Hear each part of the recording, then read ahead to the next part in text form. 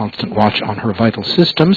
What is telemetry, Simon? Well, basically, the telemetry is the launch vehicle data that is being monitored, collected, and transmitted back to the ground stations. In fact, there are over 1,500 parameters to measure, all indicators of the Ariane's health and performance during flights. 1,500 parameters. What kind of parameters? Well, parameters such as the tank pressure that confirms the nominal status of the propulsion. We've got gyro data that confirms the nominal orientation and attitude of a launch vehicle along its trajectory. There are also accelerometers, strain gauges, and temperature sensors throughout. And they're supposed to record all of our functions? Yes, motor ignitions, for example, stage separations, motor shutdowns, all aspects like this. Now, some of this data is analyzed in real time, being analyzed right now, and others are analyzed after the flight. Yes, this is how we validate how the vehicle has performed. So you can imagine the enormous archives of data which we've accumulated.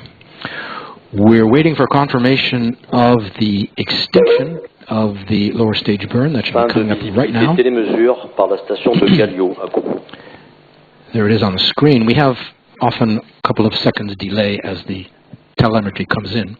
There we have the DDO has confirmed the cutoff of the lower stage engine and the separation of the lower stage, and as you saw, the ignition of the upper stage. These are 3 commands given by the onboard computer in about 12 seconds. We're into the upper stage burn, the next powered flight phase. What's the role of the upper stage, would you say? Well, we call it the EPS, and the EPS, it's a storable propellant upper stage. This is responsible for providing the additional final velocity needed to inject the payload, the ATV, onto its specified orbit. The EPS will now burn 5 tons of propellant for the next 490 seconds or so in this first burn. 490 seconds, roughly 8 minutes. Compare that with the Ariane 5, the ECA version, the other version? Well, in the EPC, the previous stage, and also the ECA configuration, we were burning cryogenic propellants. In this EPS, we are burning monomethyl hydrazine and nitrogen tetroxide. I couldn't pronounce that. No. This is a storable, reliable propellant for this configuration.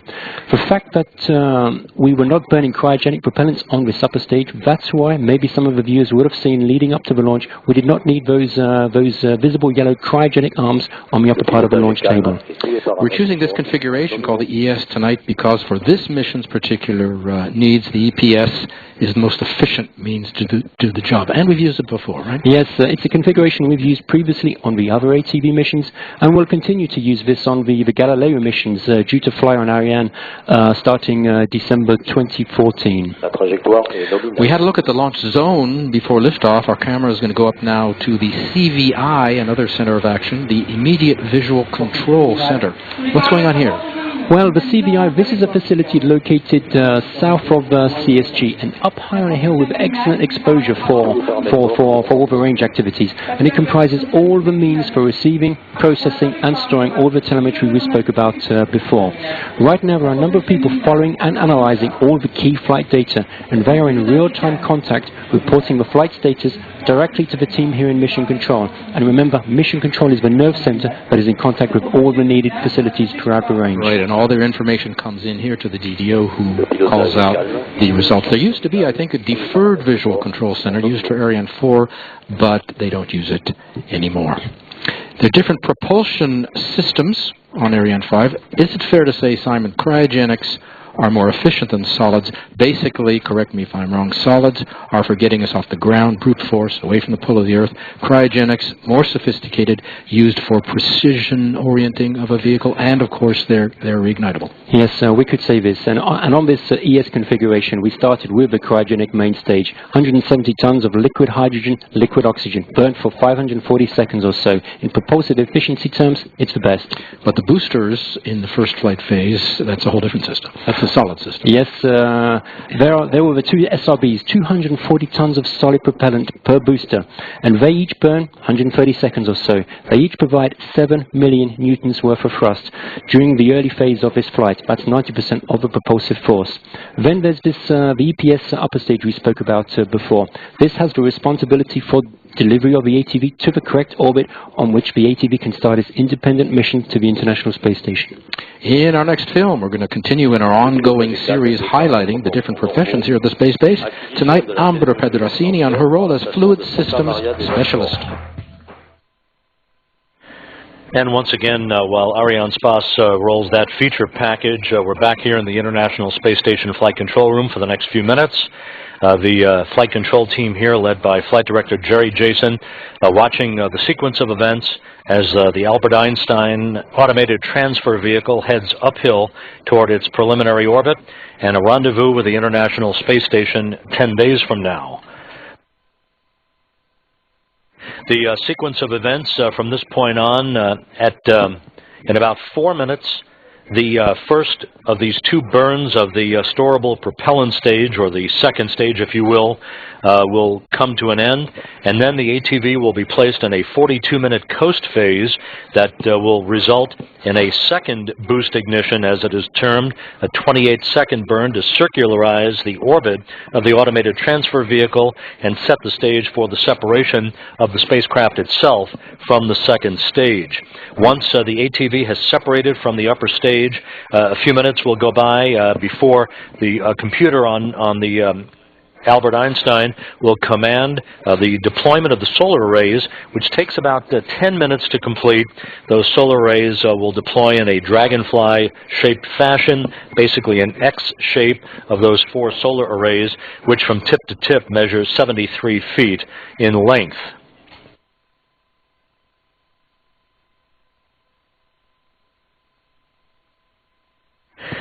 Jerry Jason has been talking to his counterparts at the Automated Transfer Vehicle Control Center in Toulouse, France. You're looking at a live picture across the Atlantic. These are the folks that will take over the control of the operation of the spacecraft from the time of solar array deployment until the docking day, which is coming up on June 15th. The final phase of the rendezvous and the approach for docking of the Albert Einstein to the aft port of the Zvezda service module comes in various increments. They are called S hold points. That's the terminology that ESA uses for the final rendezvous phase of the approach of the Albert Einstein for its link up to the Russian segment of the International Space Station.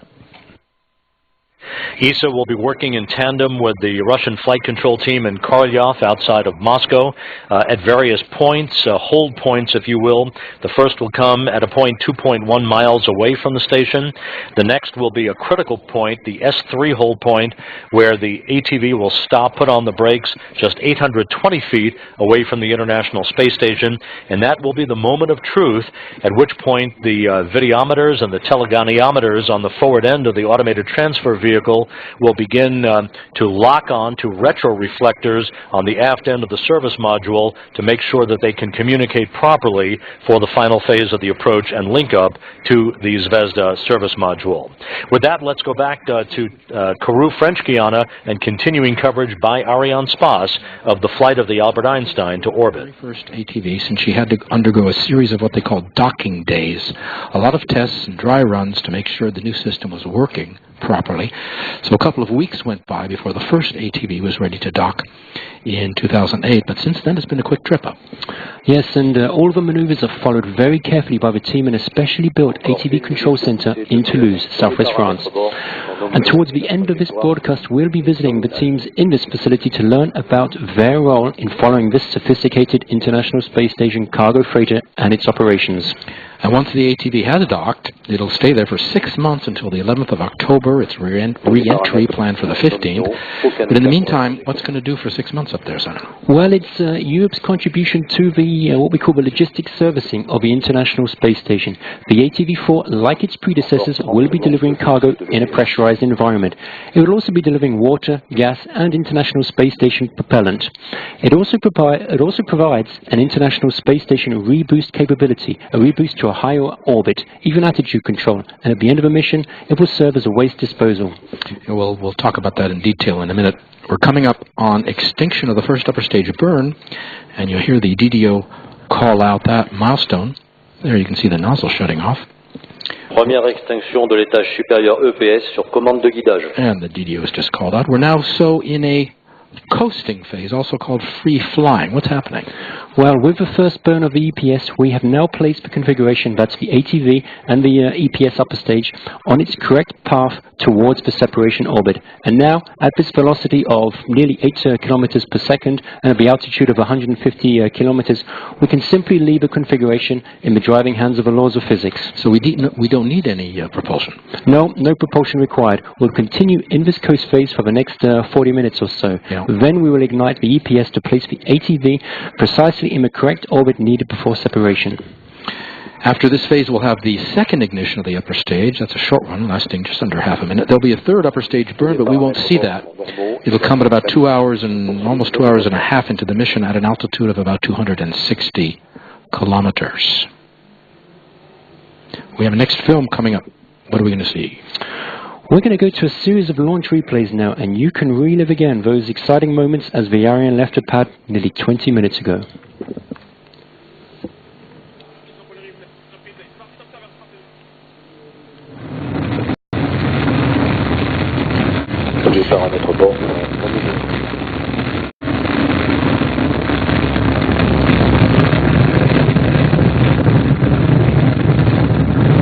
ATV powering off the ground, as you might recall.